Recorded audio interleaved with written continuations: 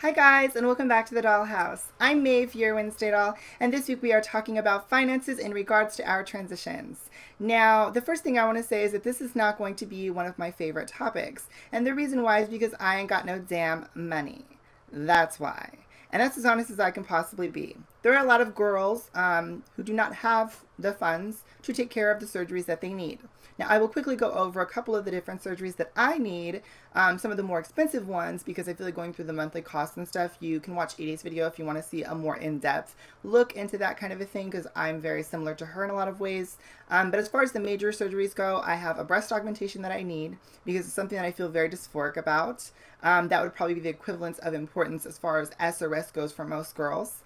And I also need some light facial work done, FFS, nose, lips, chin, stuff like that. Very light. Like I said, I want to be very realistic about my goals. I'm not somebody who's going to go out and ask for a whole new face because I don't feel like that goes well most of the time.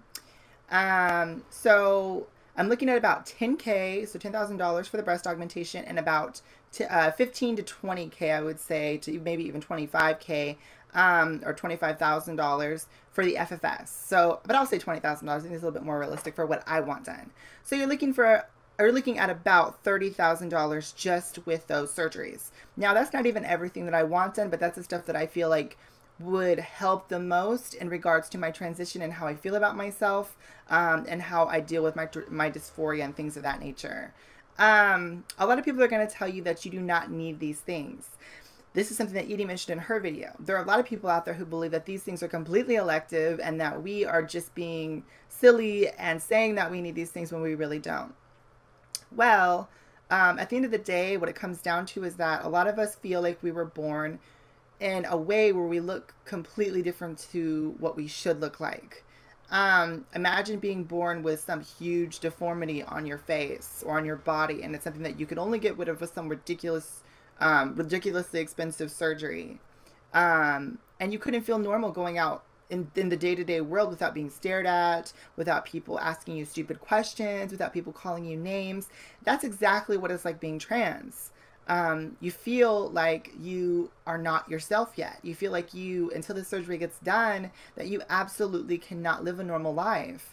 And that's all any of us want, is just to live a normal life. We're not asking for anything ridiculously extravagant. Not every single one of us is trying to be this perfect image of a woman. We just want to get to a place where we feel comfortable getting up in the morning. So on top of all these costs and how hard it is to earn the money, we also have to deal with just getting up every day, looking the way that we do, being so unhappy with the person that we see in the mirror, and still having to go out and deal with people, and deal with being called names, and deal with people pointing and laughing, and dealing with people clocking us, at our jobs or at our schools or whatever the case may be. And with all these different financial problems, it starts to wear you down. It starts to make you feel like there's nothing that you can do. Now, this is all very depressing, and I understand, but when looking at YouTube, or at least YouTube videos, when girls record, information about their transitions and things of that nature, I oftentimes see just girls going off and getting breast augmentation, getting SRS, getting hair lifts, brow lifts, whatever, chin contouring, all these different things done, but you never see any kind of a struggle necessarily through their channel or through their videos when it comes to finance. Now, I don't know these girls' situations, so it's really hard to say, oh, mommy and daddy paid for it, or, they're lucky enough to have, the type of insurance, or live in a country where those things are covered and they're not just cosmetic. But it's one of those things where you're never really going to know because, people don't like to talk about money. It's depressing, especially if you don't have any. So a lot of these people don't talk about it. And I feel like it's so important to talk about how depressing it can be that, we are just trying to live normal lives, trying to be normal people. And it costs us a bunch of money just to do that. It's going to cost me $30,000 just to feel like a normal person. That's insane to me. I cannot believe that that's something that people have to deal with, but it is. It's absolutely that. And I guess the purpose of this topic, which is one that I actually proposed myself, is to make sure that people understand how hard it is. I think a lot of people think, we just buy hormones and that pretty much takes care of everything. Absolutely not. Hormones do not change your bones. Once you've matured into an adult, you pretty much have those bones for the rest of your life. So you have to get some of them filed down. you need to get some things added. It's just one of those things where surgery is a part of your life if you're a trans person, and it's very, very expensive. Now, luckily enough, there are certain things like crowdfunding sources where you can raise money through people, you know, giving you donations and things like that. But you do need a certain amount of exposure for those things to be successful. YouTube's a great option, and I've seen a lot of girls use that, and it'd be really great for them. And I've seen a lot of girls fail at it because they didn't necessarily have the audience to fund, you know, for their surgeries.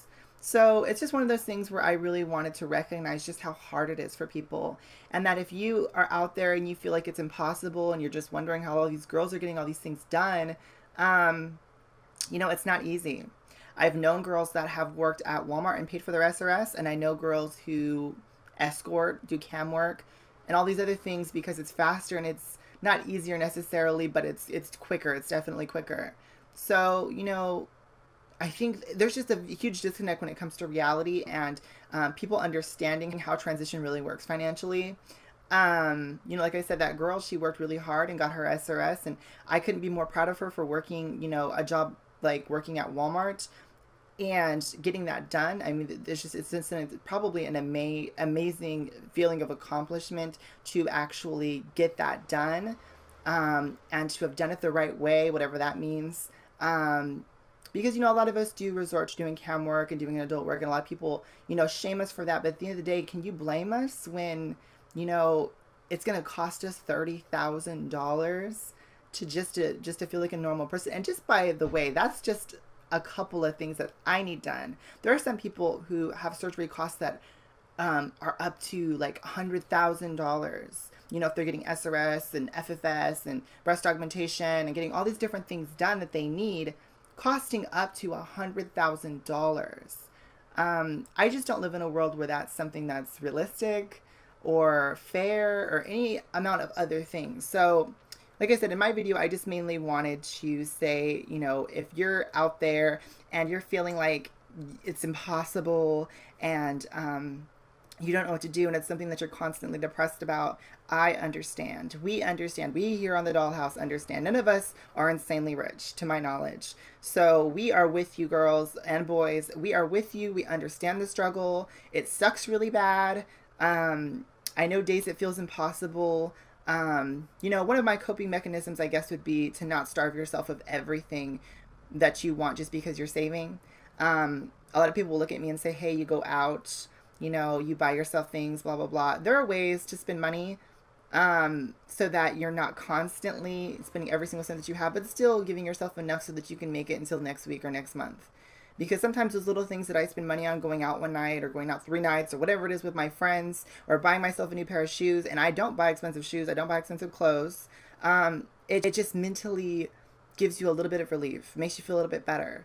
So while you're saving, you know, don't neglect yourself completely. Don't starve yourself out, because that will get you in a lot of trouble really quick. But yeah, I guess that's the one takeaway that I would give you. It's the one piece of advice I would have. But yeah, leave your comments down below as to how you feel about your financial situation when it comes to your transition. And if you have any tips, you know, leave them there also for other girls to see. I think it'd be interesting to see how everybody kind of deals with this.